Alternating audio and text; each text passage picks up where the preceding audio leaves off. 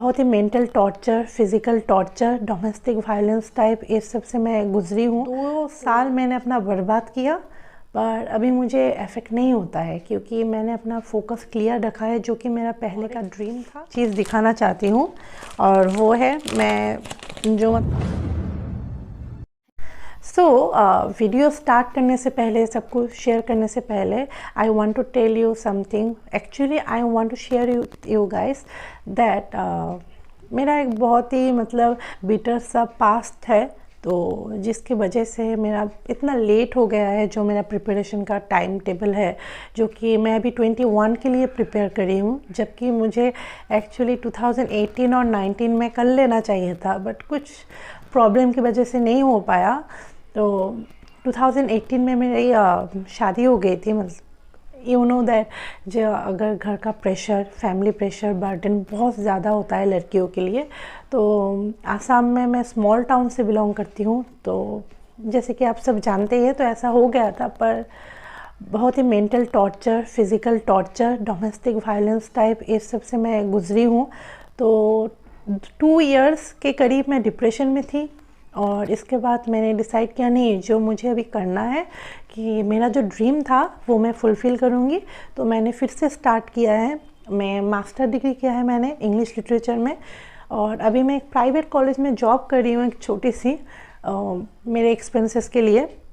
But मेरा focus वहीं पर ही है, यूपीएससी पर है, और हमेशा उधर ही रहेगा।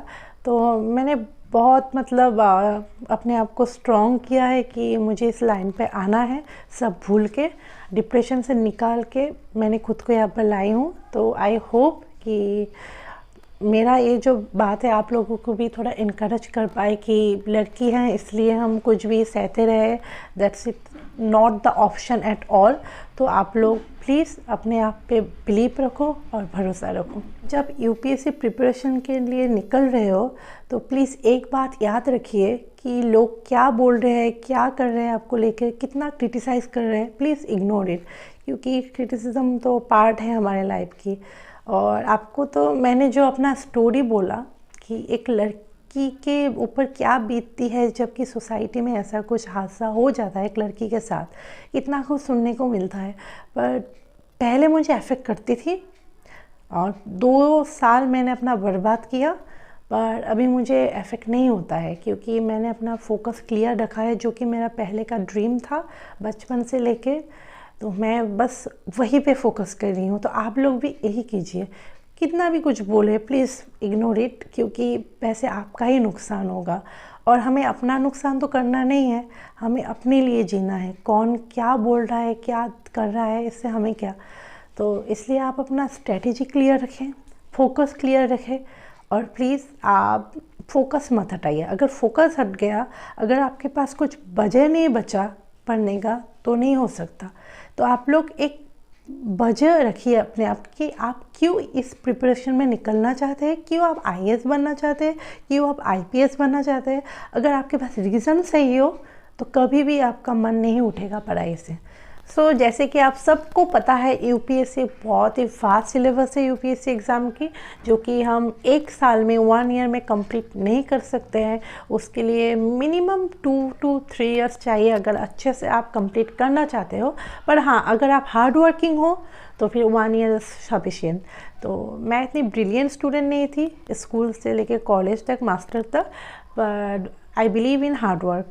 तो इसलिए जो भी मैंने किया है, मैंने अपने लिए जो भी बुक्स अरेंज किया है, जैसे नोट्स बनाए हैं, मैं आप लोगों के साथ शेयर करना चाहती हूँ। तो here is my current affairs portion, अभी भी और बाकी सब बन रहे हैं। तो मैंने दिशा 365 जो भाई आशीष मलिक है, उनका ये बुक मैंने लिया हुआ है, वॉल्यूम 1 और वॉल्यूम 2 भी है यहाँ पर। तो ये 2019 के जितने न्यूज़ है, 2019 एंड 20 के सब कवर किया हुआ है। तो आप लोग, ये बहुत ही अच्छा है, तो आप लोग ये ले सकते हो। एंड हाँ, प्लीज़ मैं और एक चीज़ दिखाना चाहती हूँ, और वो है मैं जो मैप लोग लगा के रखते हैं ना वॉल पे, तो मुझसे वो सब नहीं होता स्टडी। तो मैं ऐसे करके प्रिंट आउट निकाल के रखा है मैंने। तो ये सब मैं जब पढ़ने बैठूँ तब मैं करती हूँ स्टडी। तो ये सब मेरा करंट अफेयर्स की जो मतलब है, जो मैंने अभी तक कलेक्ट किया है और जो मैंने नोट्स बनाए हैं मेरा। और मैं विजन आईएएस की भी करंट अफेयर्स की बुक फॉलो करती हूँ। आप लोग देख सकते हो, यहाँ पर भी है करंट अफेयर्स की बुक और यहाँ पर भी है। तो मंथली मैं जो विजन आईएएस सेंटर है, मैं उसका करंट अफेयर्स की बुक फॉलो करती हूँ मंथ वाइज। और बाकी मैं द हिंदू न्यूज़पेपर फॉलो करती हूँ और उनमें से ही मैं नोट्स बनाती हूँ, और जो कि अभी तक इतने सारे 7 मंथ 8 मंथ से रेडी हुआ है। तो आई होप कि ये थोड़ा आपको हेल्प कर पाए। एंड और अगर बुक लिस्ट के बारे में, अगर मैंने अपने चैनल पे वीडियो भी शेयर किया हुआ है गाइस, कि बुक लिस्ट हमें कौन से बुक्स ज़्यादा ज़रूरत है और कौन सा बुक हम स्किप कर सकते हैं। तो हिस्ट्री बहुत ही फास्ट, एक मतलब अपने आप में ही बहुत ही फास्ट है हिस्ट्री। तो हिस्ट्री के लिए तो modern history, ancient history, medieval history और वर्ल्ड हिस्ट्री पढ़ना ही पड़ता है। पर मैंने ancient history and medieval history Unacademy से फॉलो किया हुआ है मैंने, क्योंकि एंशियन एंड मेडिएवल से इतना ज़्यादा नहीं आते हैं एग्ज़ाम में क्वेश्चन, जितना कि मॉडर्न हिस्ट्री से और वर्ल्ड हिस्ट्री से आते हैं। तो मैंने मॉडर्न हिस्ट्री और वर्ल्ड हिस्ट्री में ज़्यादा फोकस किया हुआ है। तो आप लोग यहाँ पर देख सकते हैं, मैंने वर्ल्ड हिस्ट्री के लिए कृष्णा रेड्डी की बुक में फ़ॉलो कर रही हूँ। कृष्णा रेड्डी बहुत ही अच्छा है।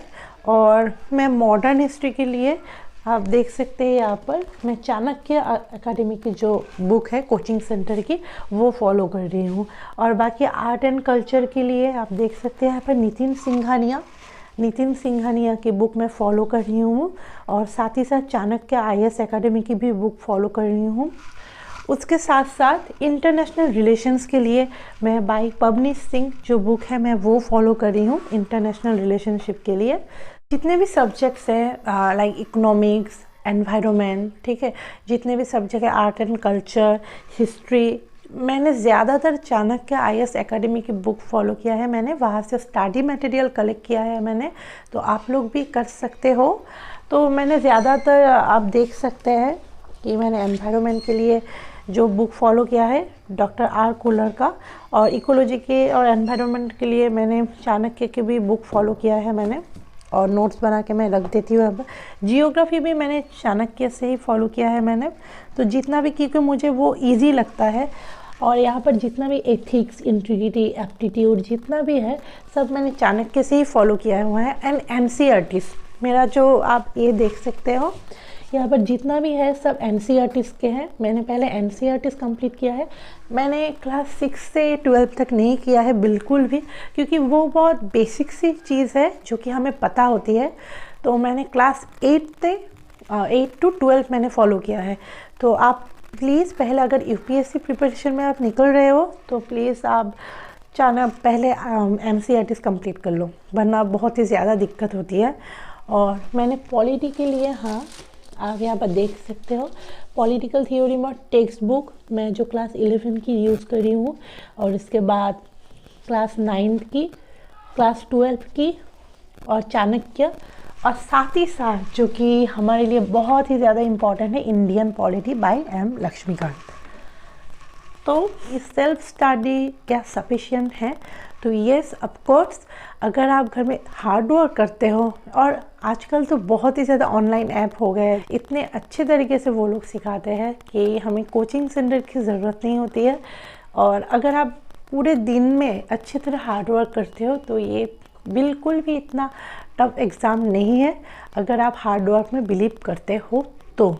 पर हाँ, अगर ऐसा लगता है हमें कभी कभी कि 1-2 दिन पढ़ लिया, बहुत हो गया और मन नहीं कर रहा है, नहीं हो रहा है हमसे, प्लीज़ डोंट गिव अप। क्योंकि कभी कभी होता है, मूड स्विंग होता है, मूड अच्छा नहीं रहता है, पर हाँ, अपना फोकस हटाना नहीं है।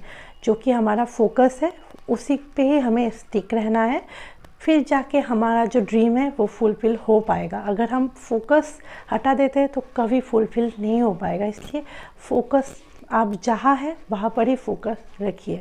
नाउ फोकस ऑन स्ट्रैटेजी जो कि बहुत ही इम्पॉर्टेंट है कि आप किस तरीके से आगे बढ़ रहे हो और कैसे। टाइम टेबल ही सफिशिएंट नहीं है अगर आप एग्जैक्ट स्ट्रेटेजी अपना नहीं पाते हो। तो मेरे हिसाब से अगर आप फरवरी मार्च से स्टार्ट कर रहे हैं तो पहले तो आप NCERTs कंप्लीट कीजिए 1 मंथ में। तो NCERT के 1.5 मंथ भी चलेगा, पर आप NCERTs पहले कंप्लीट कर लो। इसके बाद आप 1 मंथ लो, जहाँ पर 1 मंथ के अंदर आप 2 सब्जेक्ट लो, 15 डेज ऐसे करके। और प्लस रात को आप आंसर राइटिंग प्रैक्टिस ज़रूर करें, और साथ ही साथ MCQs जो कि बहुत ही इम्पॉर्टेंट है, MCQs भी प्रैक्टिस करते रहिए। और न्यूज़पेपर हर दिन फॉलो कीजिए, हिंदू न्यूज़पेपर। आप हिंदू भी कर सकते हो, इंडियन एक्सप्रेस भी कर सकते हो, बट हर दिन फॉलो कीजिए। तो नेक्स्ट मंथ फिर से आप 2 सब्जेक्ट लीजिए, 15 डेज। इसके बाद आप सैटरडे संडे को एथिक्स कीजिए, बट हमेशा आंसर राइटिंग पे फोकस करिएगा। पहले की जो मतलब सितंबर अक्टूबर तक इतना आंसर राइटिंग प्रैक्टिस मत कीजिए, 1-2 ठीक है, सफिशिएंट है दिन में। आप दिन में 1 भी कर सकते हो, लेकिन आफ्टर दिसंबर या आफ्टर नवंबर आप प्लीज़ आंसर राइटिंग पे ज़्यादा फोकस कीजिए। तो स्ट्रेटेजी आप अपने वाइज बनाइए कि आप कौन सा सब्जेक्ट में ज़्यादा वीक हो, तो वो सब्जेक्ट आप पहले पिक कीजिए। और जिस सब्जेक्ट में आपका जो मतलब थोड़ा अपना ग्राउंड है वो बाद में पिक कीजिए, क्योंकि पॉलिटी मुझे थोड़ा इजी लगता है बाकियों से। तो मैंने पॉलिटी लास्ट में स्टार्ट किया है मैंने अभी। तो मैंने पहले जियोग्राफी कंप्लीट किया है, इकोलॉजी, इकोनॉमिक्स, इसके बाद मैंने हिस्ट्री किया, अभी मैं पॉलिटी पे आई हूँ। और करंट अफेयर्स में please 2 to 3 hours every day current affairs के लिए, क्योंकि 80% करंट अफेयर्स से ही होता है। तो इसलिए आप 2 to 3 आवर्स करंट अफेयर पे दीजिए। आप लोग प्रे करना कि मैंने जो रास्ता पकड़ा है वो मंजिल तक ले जा पाऊँ मैं उसको, और मैं भी प्रे करूँगी आप सबके लिए। तो thank you for watching this whole video.